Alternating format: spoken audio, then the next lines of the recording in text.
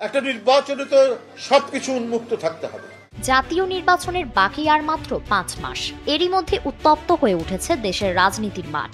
নির্বাচনের প্রস্তুতি, জোট বদল আর নতুন কর্মসূচির ঘোষণা রাজনৈতিক অঙ্গনকে ক্রমেই জটিল করে তুলছে। তবে এর পাশাপাশি জুলাই গণ অভ্যুত্থানের পক্ষের শক্তিগুলোর মধ্যে ফাটল ধরতে শুরু করেছে।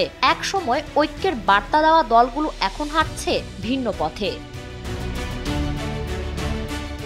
জুলাই জাতীয় সনদের বাস্তবায়ন সহ আরো 4 দাবি নিয়ে বৃহস্পতিবার থেকে মাঠে নেমেছে জামায়াতে ইসলামী সহ 7টি রাজনৈতিক দল। তাদের এই আন্দোলনের ঘোষণা রাজনৈতিক মহলে ইতোমধ্যেই আলোচনার জন্ম দিয়েছে।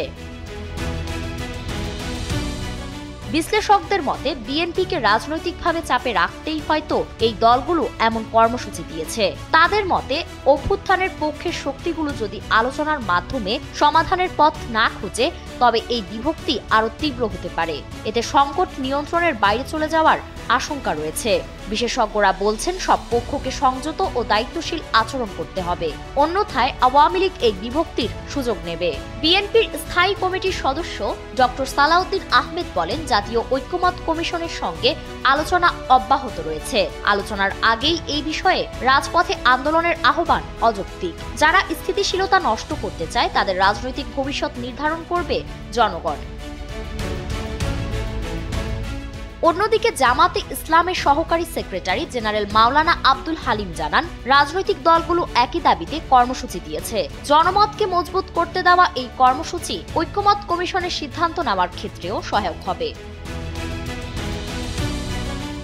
রাজনৈতিক বিশ্লেষকরা বলছেন, সাম্প্রতিক সময়ে ইসলামী দলগুলোর উত্থান, বিশেষ করে বিশ্ববিদ্যালয়ের ছাত্র সংসদ নির্বাচনে তাদের সক্রিয় ভূমিকা রাজনীতিতে নতুন সমীকরণ তৈরি করছে।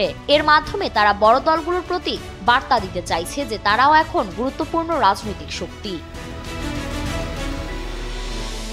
এদিকে জামাতের কর্মসূচির আগেই দেশবাসীর উদ্দেশ্যে বার্তা দিয়েছেন বিএনপির ভারপ্রাপ্ত চেয়ারম্যান তারেক রহমান। তিনি সামাজিক যোগাযোগ মাধ্যমে লিখেছেন, আগামী ফেব্রুয়ারি মাসের জাতীয় নির্বাচনকে সামনে রেখে অন্যতম দায়িত্ব হল দেশের প্রতিটি ভোটারের আস্থা নিশ্চিত করা।